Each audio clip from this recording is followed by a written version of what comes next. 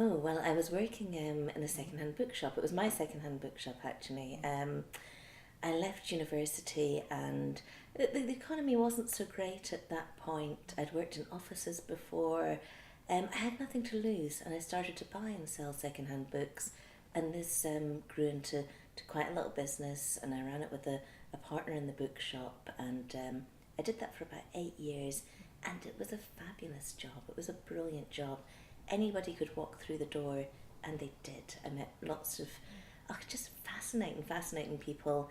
I learned a lot about books. I think I got a great education reading the books that came in, and seeing the connections between people's collections.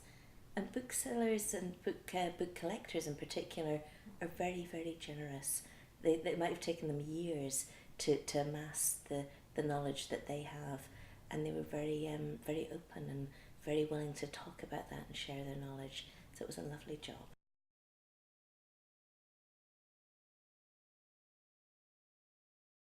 Partly working in the second-hand world, going to auctions.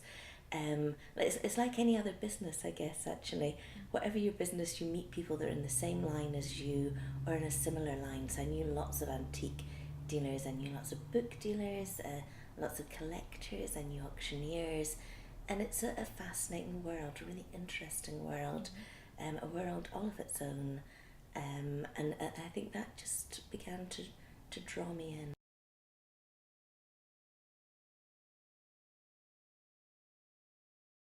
It does, isn't it? But I would say that I still consider myself a reader, of course. I think all writers, first and foremost, are readers. And I think for most of us, if it was, do you want, you can never read a book again, but you can still write, or you can still write and you can never read a book again. I would always go down on the reading side. But I guess I did consider myself a reader. It took me a long time, I think, to consider myself a writer. I'm not sure why that would be. Even when I'd finished my first book, even when it was published, I thought of myself as someone who had written a book. I didn't think of myself as a writer. So I don't know quite when that happened, but I do now.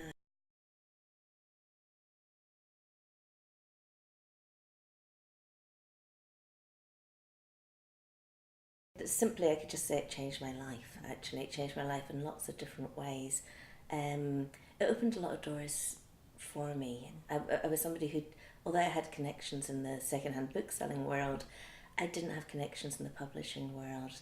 I didn't really know anything about that. I knew some writers who came into the bookshop, but I didn't know that world at all. And so it took me somewhere else. The great thing is, it didn't take me away entirely from the world that I'd been in. I still have the same friends. I have a lot of friends that are writers. I have a lot of friends who are not writers. And I think this is an important thing for writers to still keep your feet on the ground. Don't, yeah, just not to get overexcited.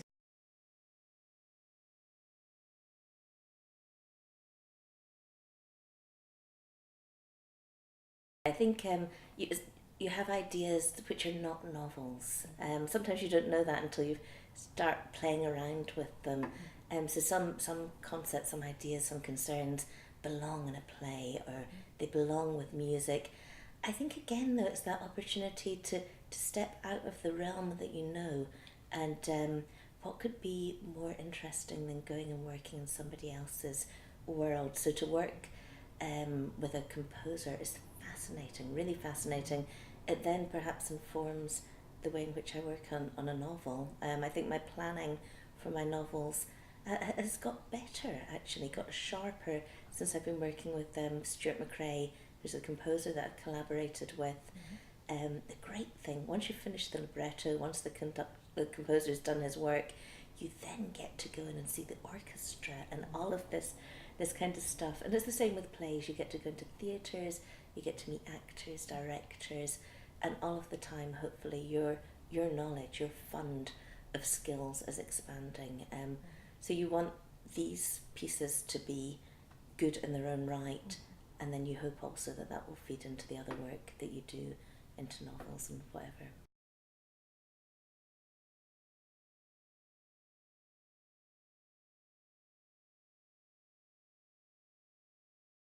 It's a funny thing, isn't it? I can see why people put labels on things. We need to call things something in order to be able to discuss them for a start. Also, of course, publishers, booksellers need to be able to classify things in order to sell them. I guess I actually don't mind. I don't mind to an extent what people call me, as long as it's fairly polite. I guess I want to be on all of the shelves. I don't necessarily want to be confined to being a Scottish writer, a gay writer, a crime writer. The thing that I do like about being called a crime writer, and I've heard writers who have kind of balked at it, I think there's a little bit of snobbery actually in not wanting to be called a crime writer. I think these genre books, I hope, are books that everybody feel able to read, everybody feels drawn towards them. They're books that have a strong narrative, and that's something that I'm interested in. I think first and foremost, I am a storyteller. I do enjoy stories. That's perhaps why I got into books, when as a child, as most of us do. I think the need for narrative is a very, very strong one within human beings across all cultures.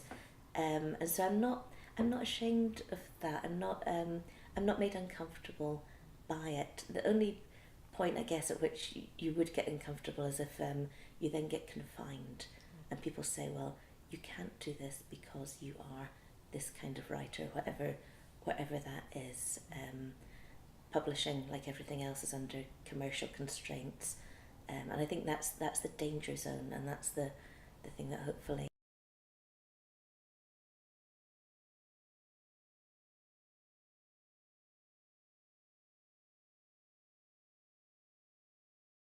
So it's a difficult thing, isn't it? Because Val McDermid is such. I think she's read every crime book going, and she's such a great supporter to lots of other writers. I wonder if we have a lot in common actually with the Scandinavian crime writers as well. And I don't know if that's partly to do with climate or actually physically for a long time. Parts of Scotland have had a lot of contact with that part of the world, with Nordic countries, I guess. I guess there's something I think that's not confined to Scottish crime writing. I think Scottish literature in general is socially aware, socially concerned. I think we're non-elitist. I think actually when you look at our fiction, our literature across genres, there's a concern with ordinary people, ordinary lives. How do we live within this world with all of its problems? So perhaps that's one of the aspects, an element of social concern. Also an element of, I don't know, I think crime writing is so diverse as well though, because I think we're also drawn very much towards a lot of what we think of as American noir as well, this idea of walking through the dark streets, and so our influences are very diverse, but maybe for me that's the core thing, a social sense and a sense of non-elitism, which also I'm very happy to say is reflected in the way in which Scottish writers are treated. I think we're treated with respect, but we're not seen of as being up there, which is very good.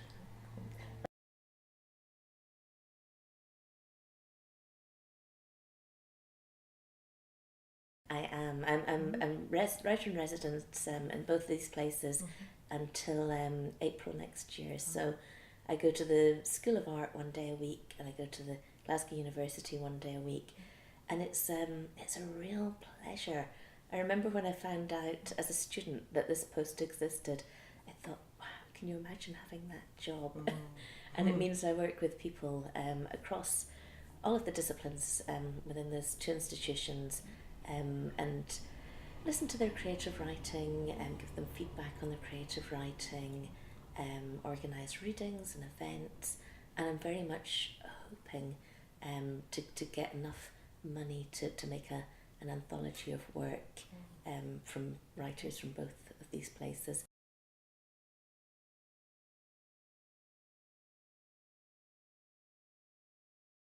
There's such a diversity of it. It's really, I think our poets are amazing. I think we have world class poets at the moment. I would really recommend, if people haven't come across her already, Jen Hadfield, who's a young poet, originally from England actually, but who's living in Shetland now and has lived there for quite a while. Her poetry is astounding.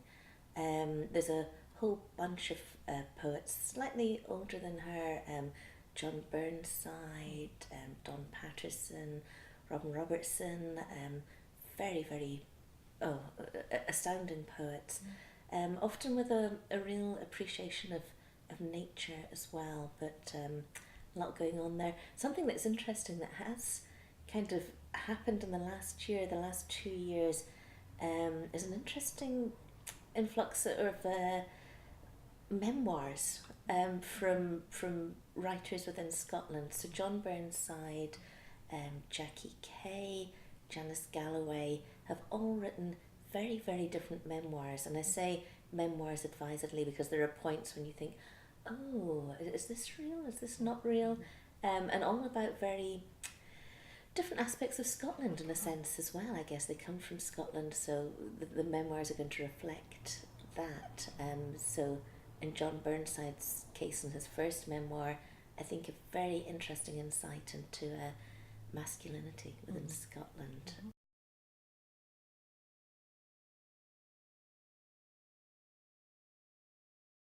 Yeah, well, I should say not all of the novels are in all of the languages, if that makes sense. But it's interesting because the best thing is that you get to go to other countries. You get invited to places that you might never ever have been to. Places like Serbia, and who are they're very interested in our football teams. Often I go places and people are really interested in the sport of Scotland. I know nothing about it. In Germany, I always get asked about Rilke. Why did you choose the name of this great German poet for the name of your first detective? And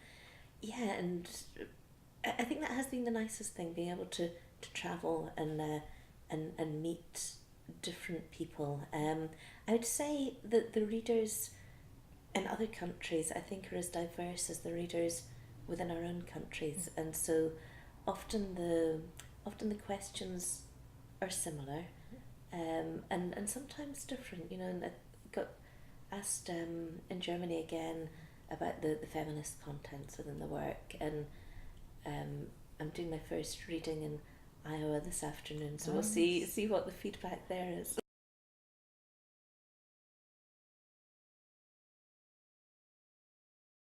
No, I've been fortunate. I've done American tours before, and so I've been to Chicago and Seattle and San Francisco and New York, and in Canada as well, several times. But this is the longest that I've stayed.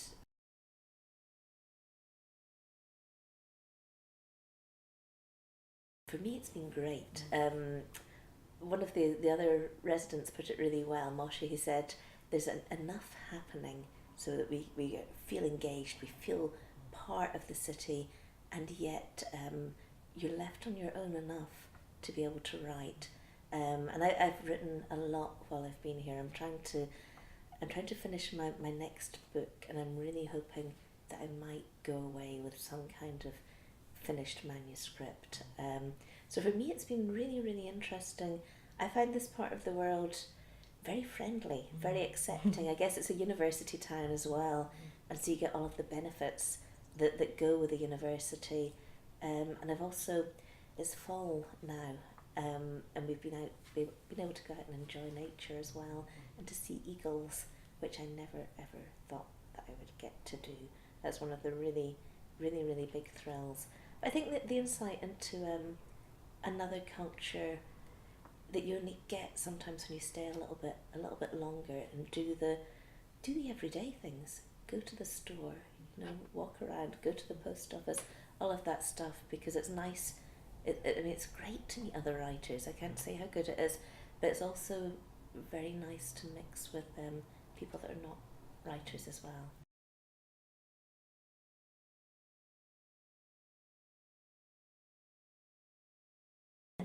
Well, the last thing that we worked on together, we wrote a play together, and that was the first time that we talked together in the past. We've done tours and talks together, but we'd never actually written anything together.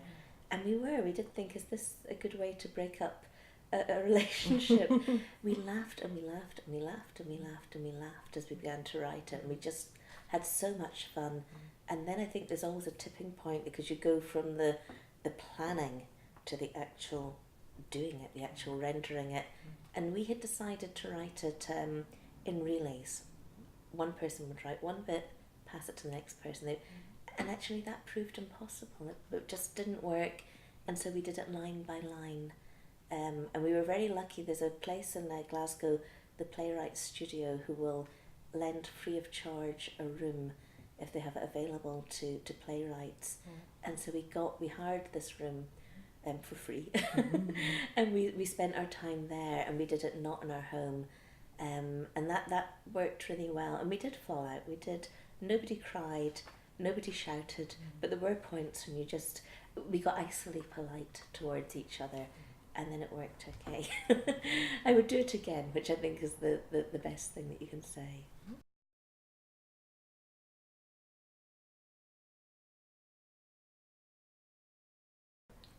I guess I've been writing for about 10 years now, and I think I started off with no expectations whatsoever. I did join the Creative Writing Masters at the University of Glasgow. I was amazed to get in, and I didn't think that I would get published. I suppose in my heart I must have wanted to get published, but I didn't really think that I would. And then when I did get published, I knew what happened to first novels. There's a lot of first novels out there. So while I wanted to work hard to support it, I didn't really expect that anything that would happen. And I guess often you're asked to give advice to new writers or to writers in their early years of their craft. And I think my advice is always, well, read. But write what you want to write. Don't write for the market. Just write that thing that's here, because actually, who knows, it might do well, it might not. At least you have that satisfaction that you worked hard.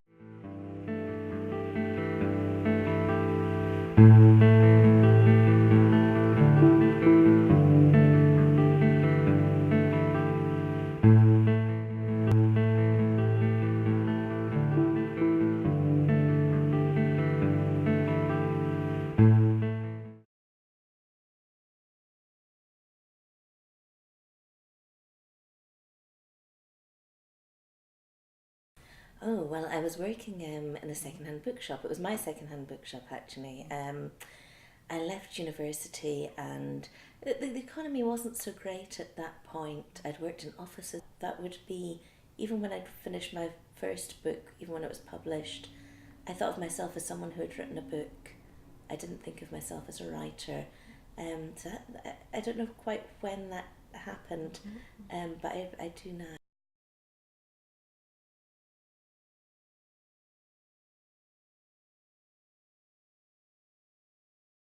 Simply, I could just say it changed my life. Actually, it changed my life in lots of different ways. It opened a lot of doors for me. I was somebody who, although I had connections in the second-hand book selling world, I didn't have connections in the publishing world. I didn't really know to amass the knowledge that they have, and they were very open and very willing to talk about that and share their knowledge. So it was a lovely job.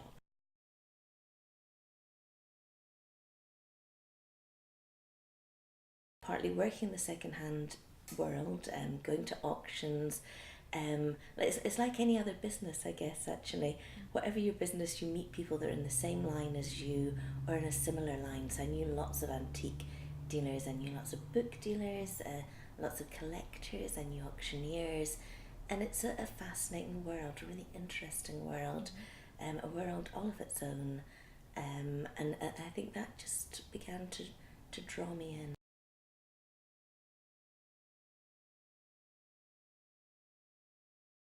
It does, isn't it? But I would say that I still consider myself a reader, of course. I think all writers, first and foremost, are readers. And I think for most of us, if it was, do you want, you can never read a book again, but you can still write, or you can still write and you can never read a book again. I would always go down on the reading side. But I guess I did consider myself a reader. It took me a long time, I think, to consider myself a writer. I'm not sure why that was before. I had nothing to lose, and I started to buy and sell second-hand books, and this grew into quite a little business, and I ran it with a partner in the bookshop, and I did that for about 8 years, and it was a fabulous job. It was a brilliant job. Anybody could walk through the door, and they did. I met lots of just fascinating people. I learned a lot about books. I think I got a great education reading the books that came in, and seeing the connections between people's collections. And booksellers and book collectors in particular are very, very generous. They might have taken them years